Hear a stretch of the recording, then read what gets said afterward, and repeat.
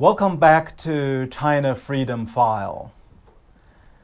Today, I want to really talk about the recent development on the persecution against Christians in China. First of all, I really want to ask all of you to remember the tremendous flooding recently happening in China, especially on South China. The Chinese communist regime against the most scientists and expert on flooding and environment made a gigantic kind of face-saving project called the Three Gorge Dam. Three Gorge Dam around in the middle of Yangtze River. In Chinese we call it Changjiang. And that river was supposed to manufacture electricity and to prevent flooding, because there are more than a dozen of provinces at the lower end of the Yangtze River. Historically, flooding had been always a major problem. But guess what? Really, in the past 2 weeks or so, there has been a historic, major flood occurring in China. It's just the most incredible thing is this flood, this new wave of flooding affecting many provinces around the Yangtze River and many lakes in Anhui, Jiangxi, Hubei, Hunan, Guangdong. It's just you name them. As far as even the southeast of China, the Chongqing, Guizhou, the other Sichuan, of course, the provinces. The flood could be the most disastrous flood in half a century. Most disastrous flood. We have seen already some videos showing that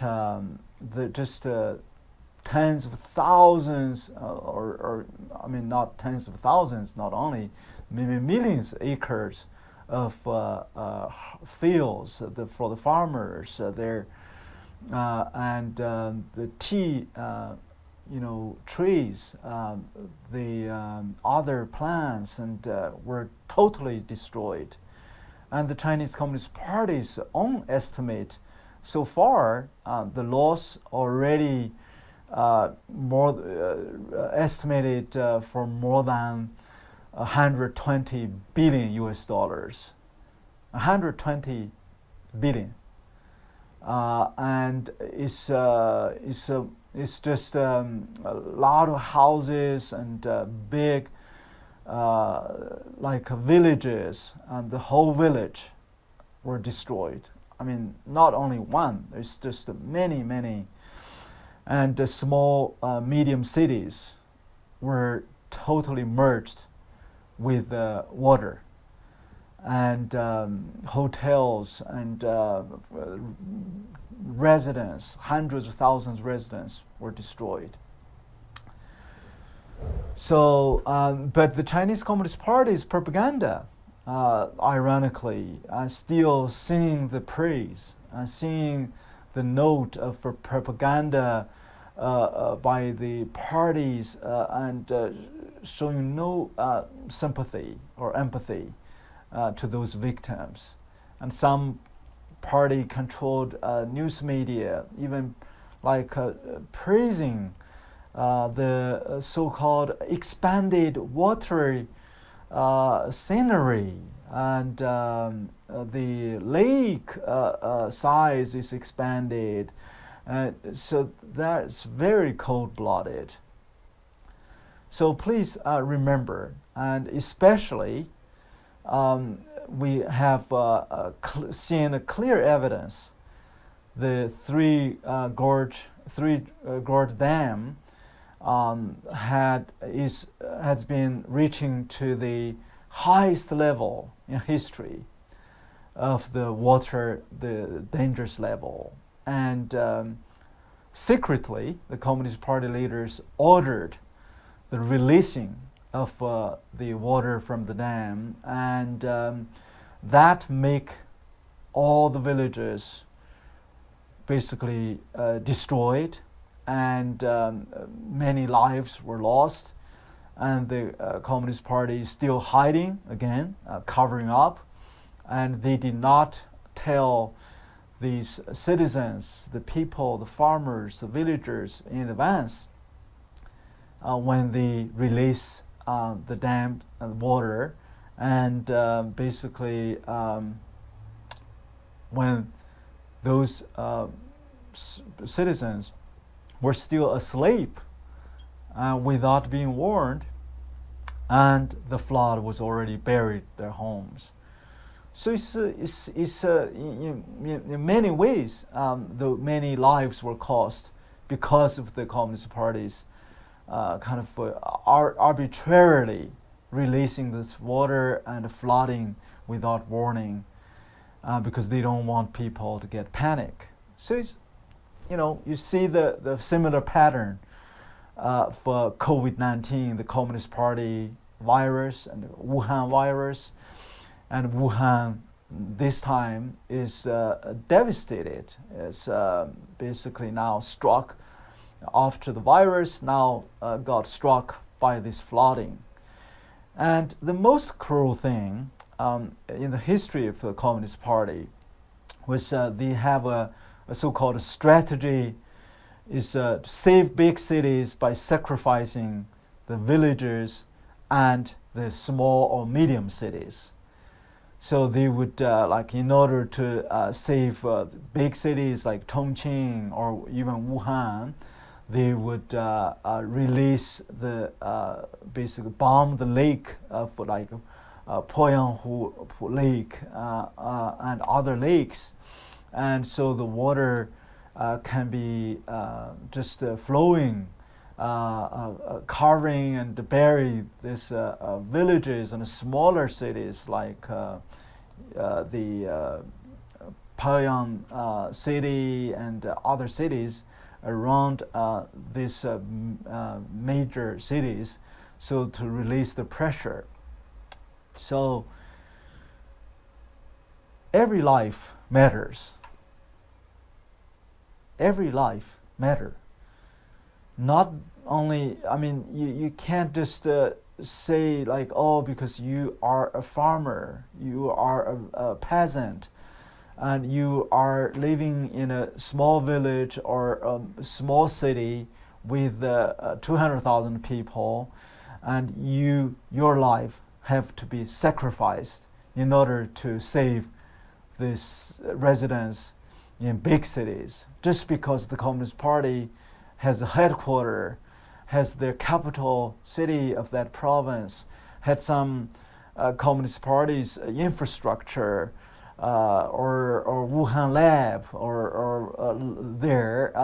That's the lives in that city, the bigger city, would be more valuable, more important than the a villager or than a residents in the small or medium cities.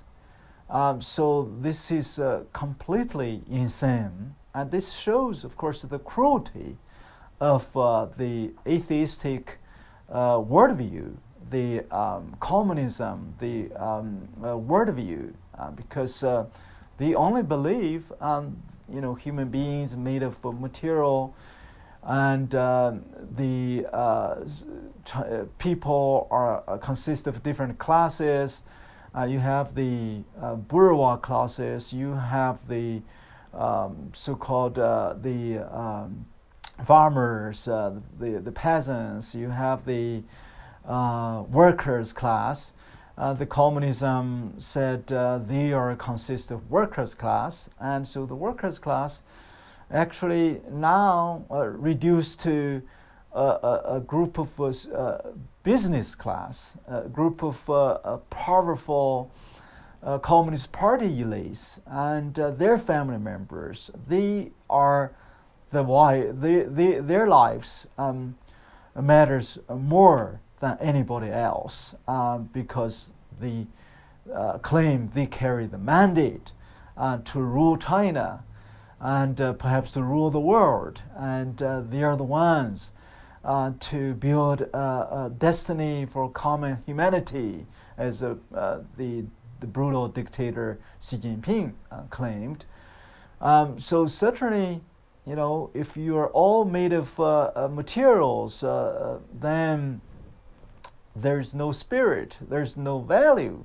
There's the value has different kind of weight. If certainly they think the ruling class, the communist parties, those who have power, has money, their life matters more than those who don't. So that is the part of the root cause of this total disregard or total violation of basic human dignity and human rights, and certainly it is reflected on these instances. So please do pray for this, and actually talk about this. I also want to give you a personal story to show, really without taking the consideration of the root of human dignity from the scripture, from the very notion of the biblical record that men are created equal by his creator, that is God, according to his likeness and his image.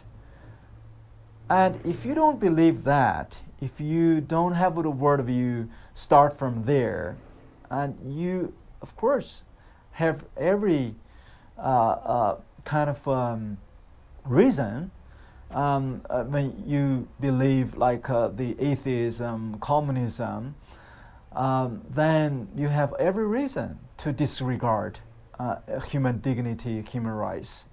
I'm not giving them excuse, but this is the reality. They have a cause, they have a root cause. And but when we believe that each one human being, born or unborn, as long as it's you are a human being, and you are, born, or even before you were born, you were recognized by the Creator, the Redeemer himself.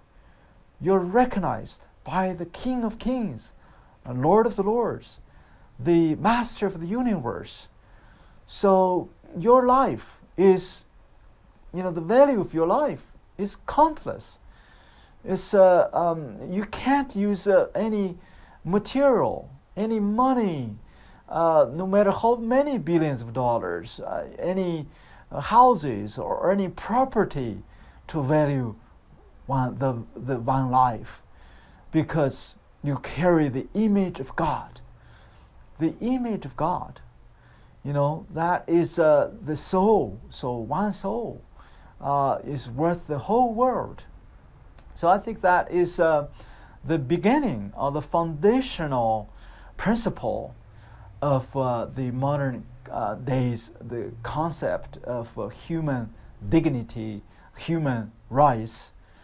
Before you talk about rights, you have to talk about human, like who is human, and so that is basically I think why the Chinese Communist Party is treating a citizen this way in a fundamental way. Some years ago, while I was teaching English in the Chinese Communist Party school in China, in Beijing, and most or all of my students in the party school are kind of a middle to some high-rank Communist Party officials in the city of Beijing. And I remembered one day there was a major crash. What happened was the city bus, public bus, crashed with another kind of car from who were driving. The car was driven by a driver from outside Beijing. I remember it's from Hebei province, next to Beijing. So when this driver tried racing to cross a train rack, and then there was a bus also coming, and then there was a major crash. And so a lot of people died. Basically, everyone in that big van, it's a big van, not a normal car, died instantly, and except the driver himself, who was thrown out from the window. And anyway, so it was the cause of the crash lied on the responsibility of that the government driver who drove the bus.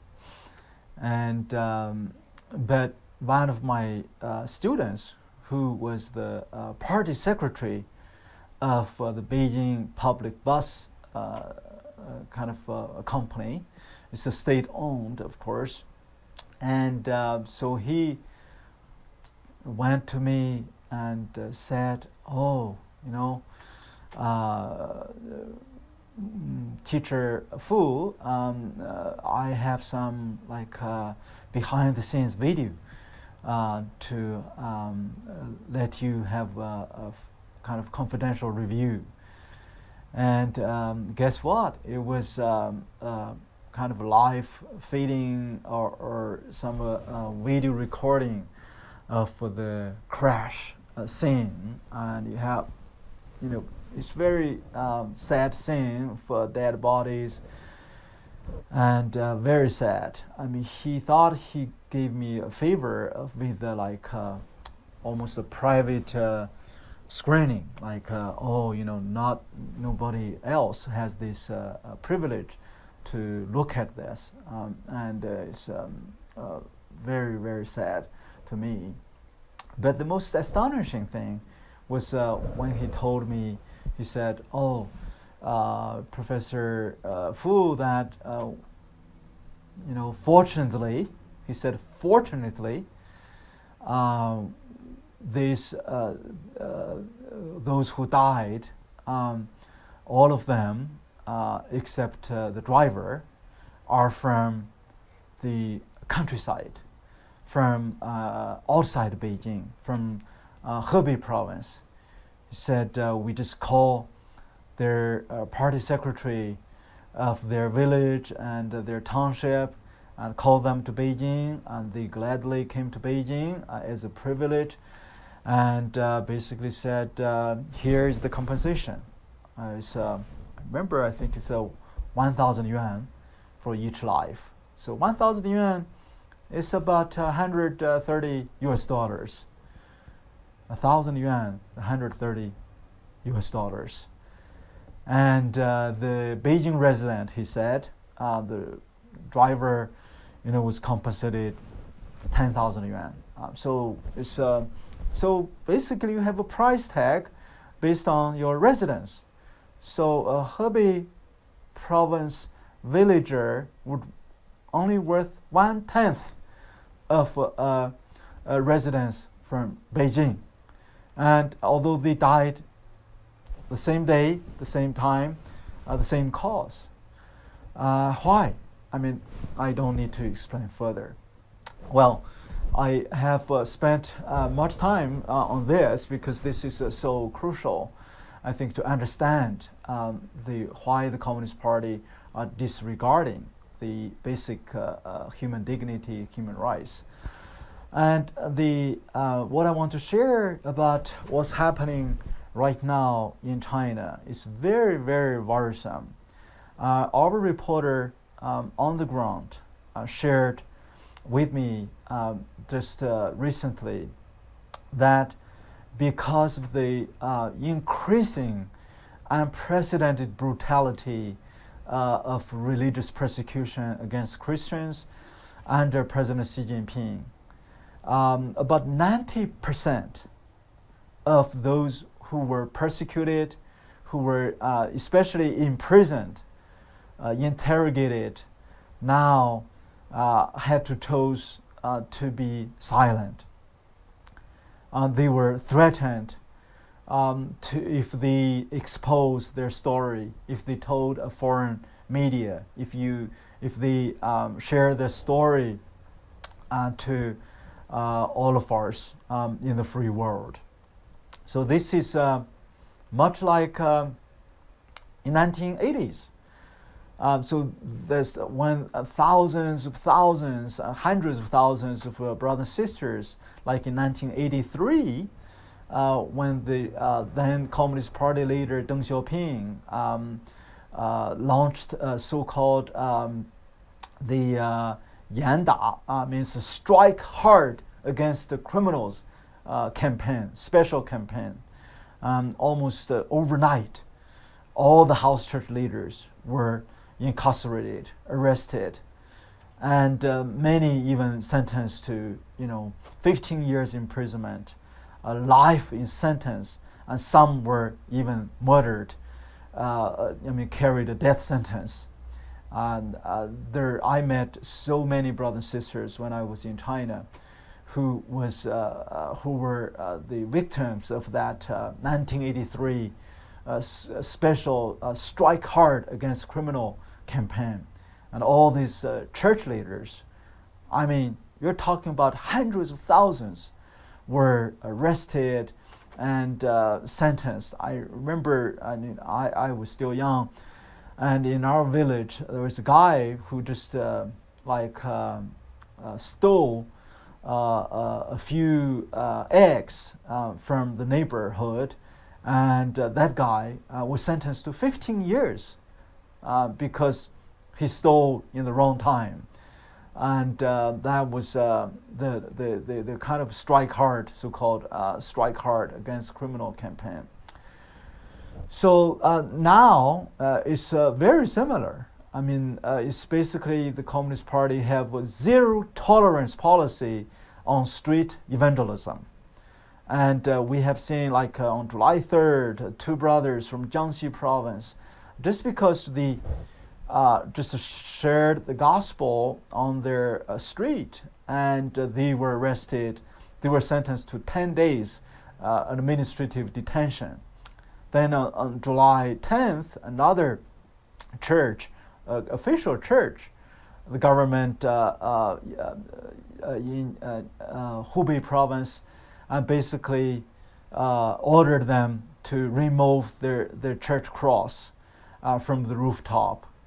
And then another province, I think it's called Jiangxi province. I have the film. Let me take a look. It's a Jiangsu province. So it's Jiangsu province. this church called Liuchuan Church, Liuchuan Christian Church. So this church was totally occupied illegally by the local township. And we have the photos. I mean, let me give you kind of photos. You can see it. So this is the photo. This is the photo showing this in Jiangsu province, Liuchuan Christian Church.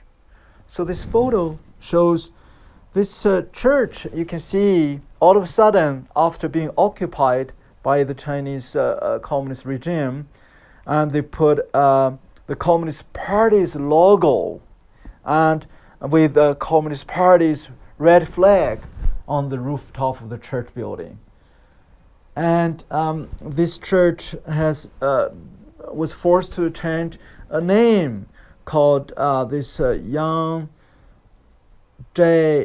Township Liuchuan Village General Cultural Service Center. So the church was occupied by the Communist Party and confiscated, changed its name to a cultural service center with the Communist Party's logo, Communist Party's flag on the top of the church. So this is how bad it is. And of course, these brothers and sisters, they told me, they said, on the first 2 weeks of the month of July in 2020, they estimated between 300 to 400 Chinese Christians were incarcerated, arrested, or even sentenced. 300 to 400. So at ChinaAid, we may only, I think, receive 1 or 2 these stories. So we felt very sorry that we couldn't find their names because they are totally subdued and harassed and being threatened, so they could not tell their stories. But another upbeat note, we always know that after 1983, there was the so-called strike hard against the criminal campaign. Christians were regarded criminals. There has been a major revival. I mean, major revival happens. I mean, that's when the house churches actually, the second wave after the cultural revolution, and the churches were totally turned to underground, and they worship at the boats on the river, and at caves.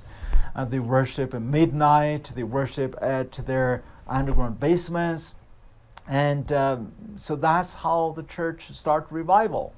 I think that God used this time to continue His revival. I'm very sure that with your prayers and with the word of the Lord continue to feed them, the church has never been defeated. And even all the church buildings are occupied by the Chinese Nazis, by the Communist Party. The church will continue its revival.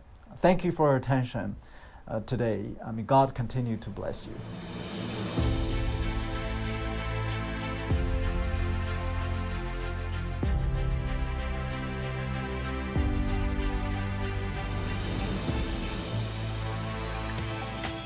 Order your copy of this program from the GLC bookstore by calling the numbers or visiting the website on your screen. Please include the program number when ordering.